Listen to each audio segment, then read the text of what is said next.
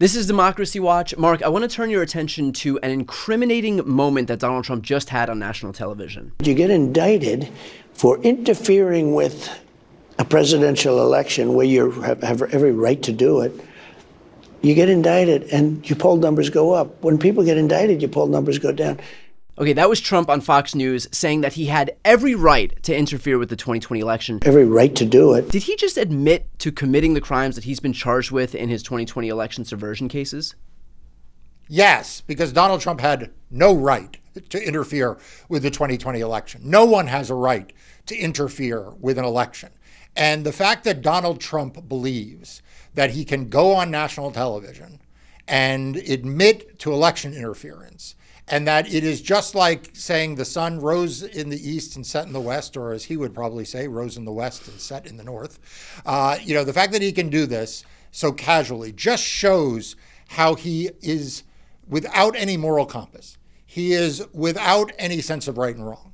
And frankly, he has lost his fastball, if he ever had a fastball. He's even lost his medium pitch. He's like slow pitching underhand right now. Yeah. Well, Jack Smith filed revised criminal charges against Trump in the federal election subversion case just last week. Do you think that those comments here that we just heard on Fox News will be used in court against him as further evidence, either in the existing indictment or even in some new revised indictment that Jack Smith could then bring forward against him in the grand jury again? So I don't think there's a further indictment to bring. I think he's been fully indicted, but I definitely think we will see that clip played before a court and most likely before a jury before all is said and done.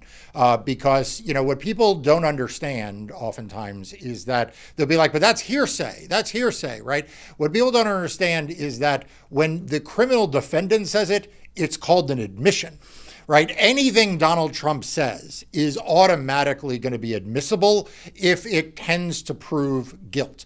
And certainly saying I engaged in election interference is an admission of guilt. So, Donald Trump long ago gave up any effort to listen to his criminal defense lawyers. In fact, if you think about it, we don't even hear from the criminal defense lawyers anymore. We used to always hear these stories about conflict within his legal team, about what he could say or can't say or what their strategy was. If you notice, ever since the parking lot lady came on board, we don't hear that anymore because all of the competent lawyers who thought that they could provide him with competent legal advice, they've either left or they've given up. They cashed the check or the check bounced, right? One way or the other, though, they are not involved anymore, and he is surrounded by people who really, frankly, are not looking out for his legal interest because making statements like that are definitely not helpful to the plan of staying out of prison. I love that Jenna Ellis is referred to as the parking lot lady. I'm assuming that's who you're talking about. No, it's Haba. It's the Alina one who Haba. now, Alina Haba. Yeah. Yes. Who, by the way, if you notice, she looks more and more every day like Melania Trump. I'm just saying. And you know what? If in terms of where all that money is going for all these donations, she's got some nice handbags that she's walking around with. She's not afraid of flaunting them on her Instagram. So if anybody's wondering where all of their donations are going for Donald Trump, I think we have our answer. She recently gave a tour of the decrepit airplane that he flies. People may or may not know, but this airplane is an old airplane. Yeah. This plane he's got. And she is walking up and down the aisle, pointing out how wonderful and luxurious this decrepit airplane is, yeah. Which is not something you usually get from your lawyer. But, yeah. I suppose, I'll just leave it there. Yeah. I wouldn't do that for you. As big of a hotshot you are, Mr. I'm a New York Times #1 best-selling writer. Yeah. I'm not walking around showing off your airplane. Yeah, that's fine. I think I something tells me that I'm not gonna be. Something tells me that we don't have to worry about that. That's not gonna be on our list of things to do. You're still in the pretzels or peanuts phase. Yeah, exactly, and I'm proud of it. Okay, so Marc, now in terms of Donald Trump being able to, in the courtroom, defend himself from this, is it true that the only way he could actually be able to defend against the charges that he did indeed confess to this crime would be if he himself took the stand and nobody else could speak on his behalf? I mean, he could try to defend it if he took the stand, but what the hell would he say if he took the stand? Yeah. I mean, he said what he said. He said what he said at the National Mall on January 6th. He said what he said in the lead up to the violent insurrection on January 6th. He said what he said on that phone call with Brad Rassenberger, where he asked the Secretary of State to find votes that don't exist. And he has said what he said in various tapes, including this most recent one. I mean, the guy is a walking crime. I mean, as he walks through life, if there is a way to do it that is by the book and a way to do it that is crooked, he chooses the crooked path sort of automatically. Does the merits of what he said, the legality notwithstanding, or lack thereof notwithstanding, does the merits of what he said make you any more worried about what Donald Trump could pull this year if he loses to Kamala Harris? Yeah, it does. And it does for a really serious reason, which is that part of what he was trying to say is that, yes, I engaged in election interference, but the Supreme Court has said that I am immune. I have, quote, every right to engage in criminal conduct, which, by the way, in some ways, not in the way Donald Trump is portraying it, but is one of the things you and I talked about, and one of the great worries about the Supreme Court decision was that it seemed to sanction criminal conduct if done by the President of the United States in the course of their official duties. Now, that last phrase, in the course of their official duties, though, is carrying a lot of weight, and he's ignoring that part. Do I think that the President of the United States should be able to commit crimes in the course of their official duties? Absolutely not. Did the Supreme Court get that wrong? Absolutely. But did the Supreme Court go as far as Donald Trump is suggesting, that he had every right simply because he was president to engage in criminal conduct? No, that isn't what the Supreme Court said. And Jack Smith has returned a new indictment that strips out that language that deals with official conduct. And so Donald Trump is at his peril now in admitting to criminal conduct under this new indictment. And by the way, you've been beating this drum for a long time. You've been doing it on Democracy Docket, which is the news outlet you founded to focus on everything voting and elections. For those watching right now, if you're not yet subscribed or signed up for Democracy Docket, I'll put the link right here on the screen and also in the post description of this video. It is a small step that we can all take in terms of signing up and reading what Marc has to say to help the efforts that him and his team are doing in the courts, which is ground zero right now. Marc, at the same time that Donald Trump is admitting to interfering in the 2020 election because of his lies about voter fraud and mail-in voting, his campaign has launched efforts like Swamp the Vote, which encourages his supporters to vote early and to vote by mail.